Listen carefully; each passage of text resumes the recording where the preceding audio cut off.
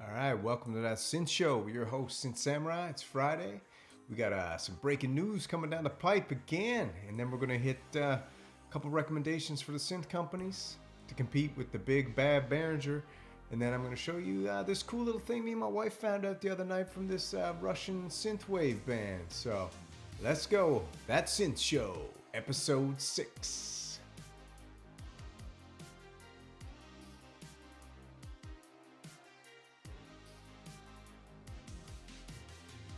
Here we are again. No, we didn't go back in time. We just got a little shave, you know. Sometimes I like to do that to freshen up when I'm feeling a little off. I shave, you know. And I need to save some money on beard oil, so that goes to my synth account. Now, we got some breaking news again, so let's get right into it, because no time to waste.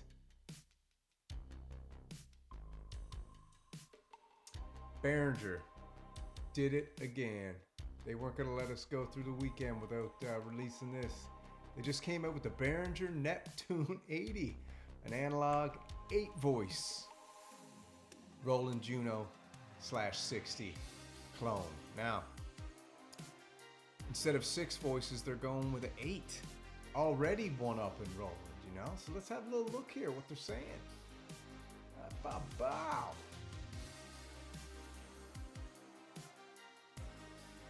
So for years, you guys have been urging us to build one of the most sought after synths. We managed to resist for a long time, but we finally gave in. Here's the fully working prototype of the NEPTUNE-80 8-voice polyphonic synth with original analog matrix, BBD chorus, and modern user interface such as an LCD, USB MIDI, etc. We modeled after the best sounding 66 version, and we absolutely love the sound. Okay? I mean, Behringer, hey, every weekend you give us something to smile about. And I love the name NEPTUNE-80. I like Neptune. That's cool. So we go down, what we looking at? We got stereo, we got full MIDI. No price yet, but by the looks of that looks similar to the DeepMind. So they're gonna put that in the DeepMind case, mess around. I like it, Behringer. All right, man, that's huge. So are they gonna come out with this one? The UBXA, they could probably get this out before the UBXA, I'd say. I don't know, what do you guys think? I mean, I'd get the NEPTUNE-80, I think. Especially if it's all modernized with all the bells and whistles, screen. Woo, I like it. All right, Behringer NEPTUNE-80, breaking news. Then we got the Kodamo Mask One polydigital bitmask synthesizer is in production. Now this thing looks pretty cool. A couple of cool things, like I like white, man. I love the Micro Freak white. I just like white. I don't know why. Who knows? 10 voices. You can do 4 parts, 5 in a layered split mode. Wow, that is pretty cool. Polyphonic, monophonic, slurred, you know, all the usuals. But the cool thing about this one is it's got, look at what it's got. It's got it all.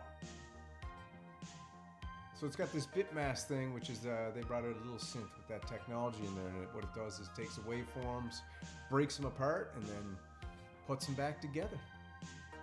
So it can make some cool timbres. And let's see what it's got in here. Looper, up to 1,000 events, unlimited duration. I mean, look at this. 12 dB filter. I think it's got 7 envelopes. Let's get down here and check it out. Huh. Let's just have a listen.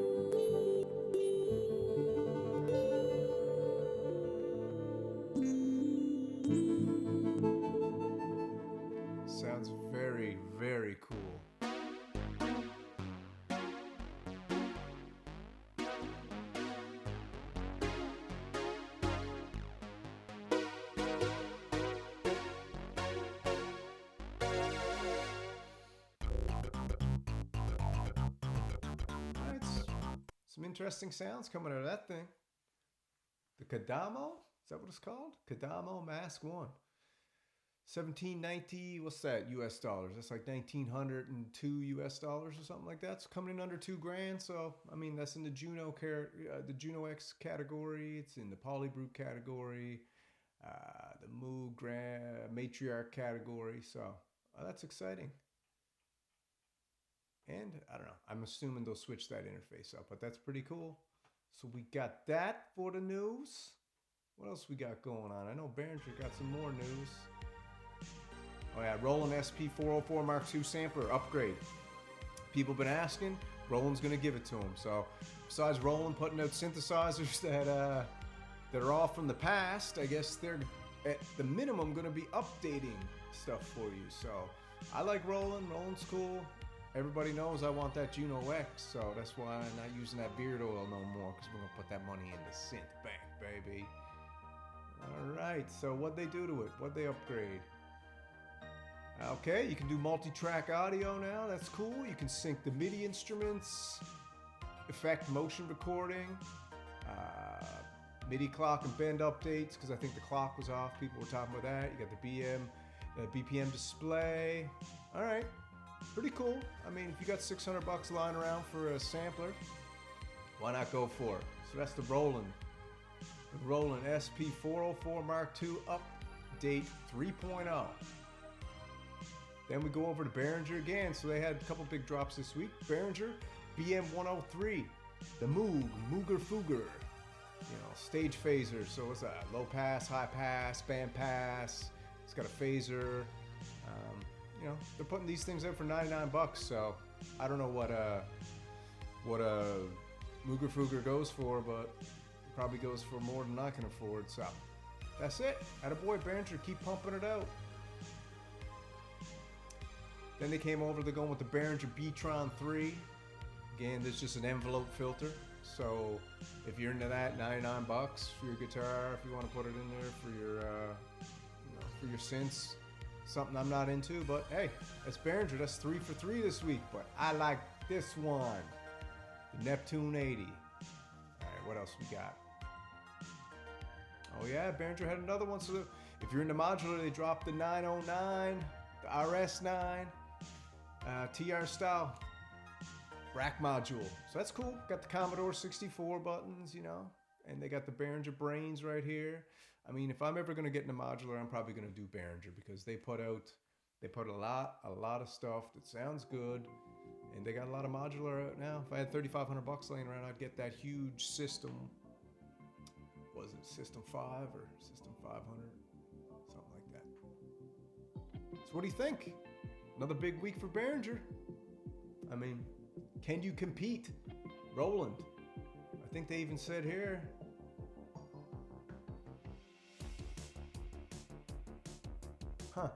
unlike the original, Neptune-80 got 8 voices of polyphony, new analog matrix, blah, blah, blah. Everything you want to see from Roland. If Roland doesn't want to listen, then Behringer has an advantage. Yeah, you do.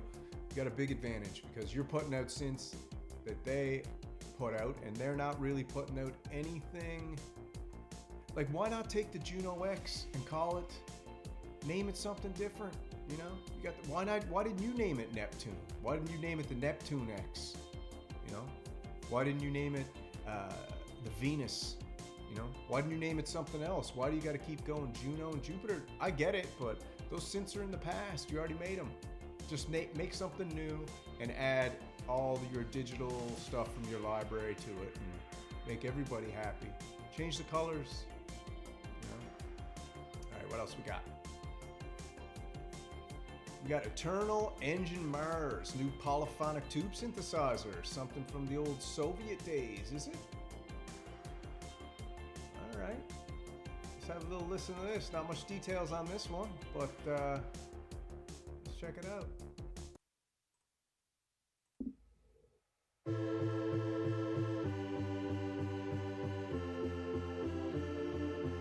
See the 4 tubes.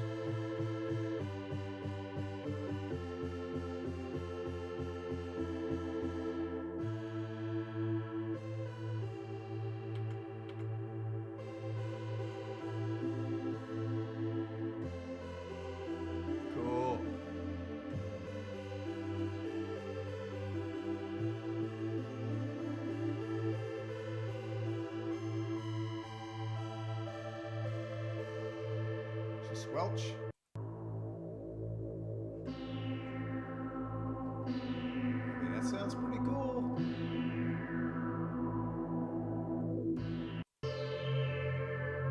Huh. 4 voices of polyphony. What else we got? Demo hybrid synthesizer, hardware, blah, blah, blah, blah. Looking forward to seeing the final version. All right, so prototype. And I know this company had also had this one, right? The vacuum tube synthesizer, Russian vacuum. So this thing's kind of, look at the tubes. You know, this is cool. Let's check this out for a sec.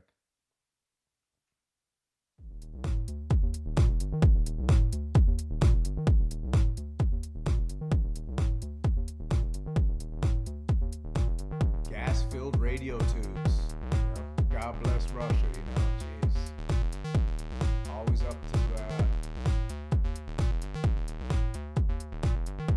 up to something, aren't they? Alright, sounds alright. What else does it sound like? Let's get over it. Okay, little TD3. Little acid. You're into that? Squelchy.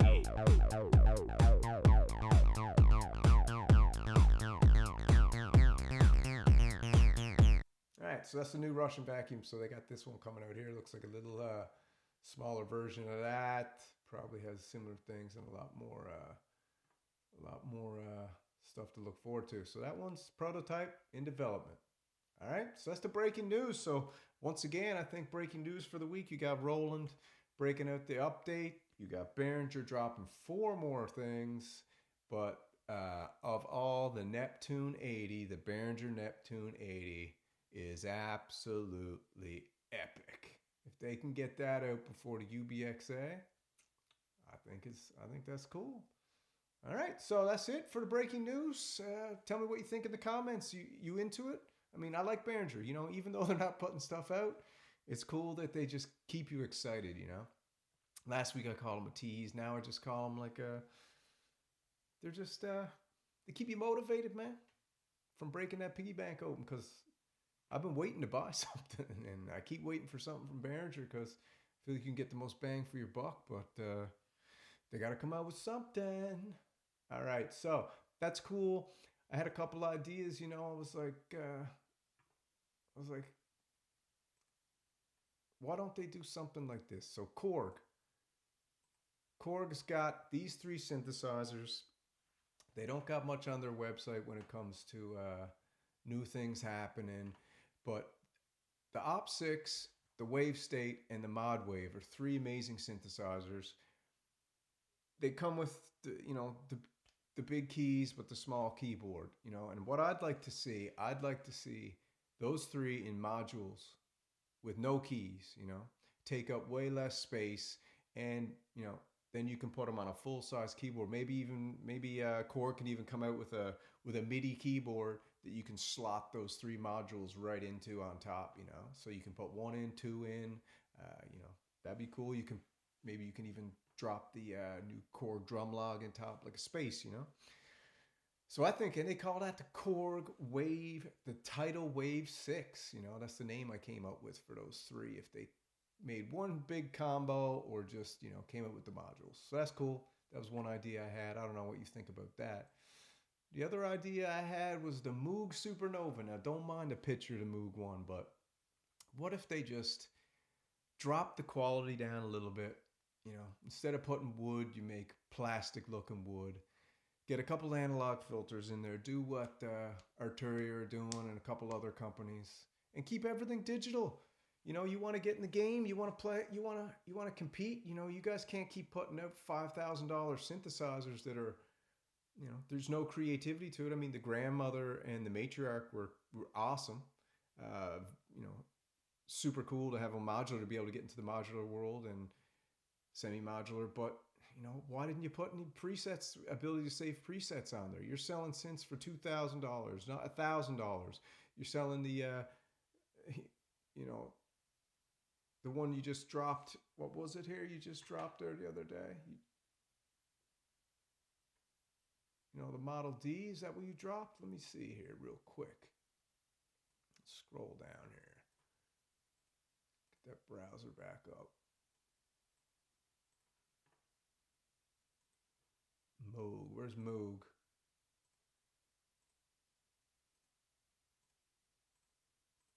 Right here.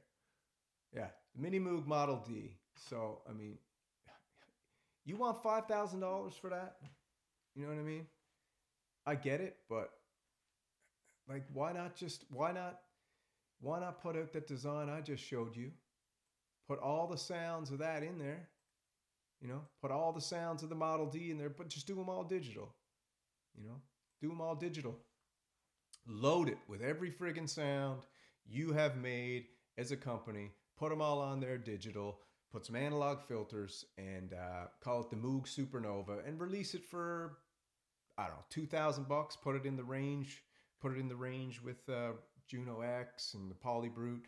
But you're just not. Maybe you are. I don't know. Maybe you're making tons of money. But I just think that when you're putting out old synths reissued for $5,000, you're like, well, this is $5,000, but you know, the other one was $25,000. If you want to get it used, what are you going to buy a synth for $25,000? You lost your mind? I mean, buying one for $5,000 is hard enough, you know, unless you live in Silicon Valley and you're one of those Twitter employees. But so that's that. You know, I think that those two ideas, the Korg Tidal Wave 6, again, come up with some modules, man. You guys aren't making nothing right now. Just chop the keyboards off, throw them out for, put them out for $500 without the keyboard. You know, $499. You'll sell a ton of them, you know, and then we can full keyboard it, we can split it, we can MIDI it, we can do the work. So I like that idea. Think it's cool. You tell me what you think down in the comments. Now, one other thing I wanted to show you guys, which I thought was super cool. Me and my wife were watching this YouTube the other night. We came across this band called Alyans, and maybe you guys saw it. I don't know. It's been on YouTube forever, but this is them right here. So it's this crazy Russian band from like 1981, and they came out with this. I mean, it kind of looks like, you know, what they say, Putin and Maduro or whatever. But they came out in 1981. They broke up. You know, they got some heat from the government about, you know, being too Western influenced. You know what I mean? But I don't know. I'm just going to play it and you guys tell me what you think. But I think it's super cool. What happened is they came out, they filmed this video once, and I guess it lost in time. And one of the main dudes found it, put it up on YouTube, and the thing just blew up. So let's check it out.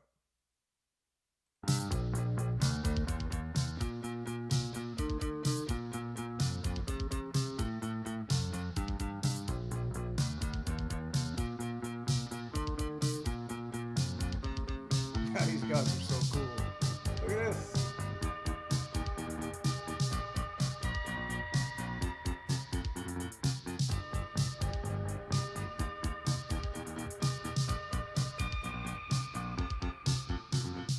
Ровный бег моей судьбы, ночь печаль Look at the keyboard. и блеск души.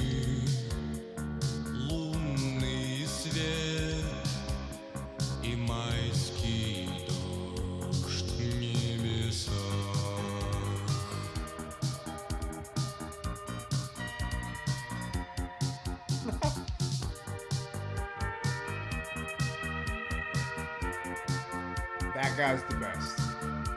He's pretty good too. What a bass line.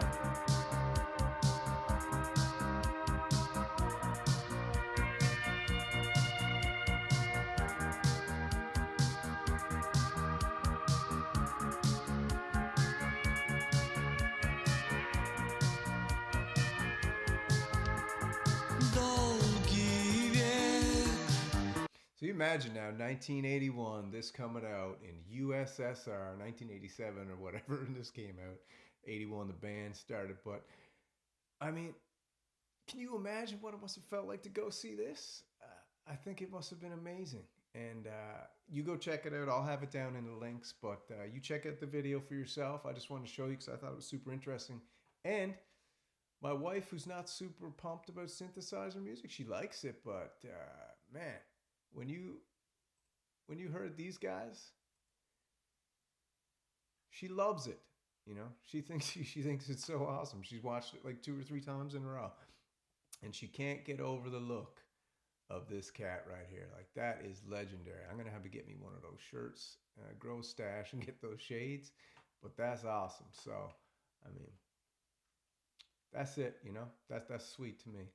So again, I think the highlight of tonight is the Behringer NEPTUNE-80. So if you guys are pumped, I'm pumped. I think Behringer's getting us all pumped for summer. They're getting us pumped for NAMM, and it's going to be great. So let's call it a day. I think I kept that 20 minutes, so that's pretty good. I don't know if I rushed. Let me know in the comments. Am I going too fast? Am I rushing? Do you like me playing the music in the background? Any other things you want me to do? I'm here for you. Also here for me, for something to do. But I'm also here for you. I'm here for the samurais. So thanks again, and I really appreciate you guys watching. And that's that Synth Show, episode 6. Over and out. Whoa!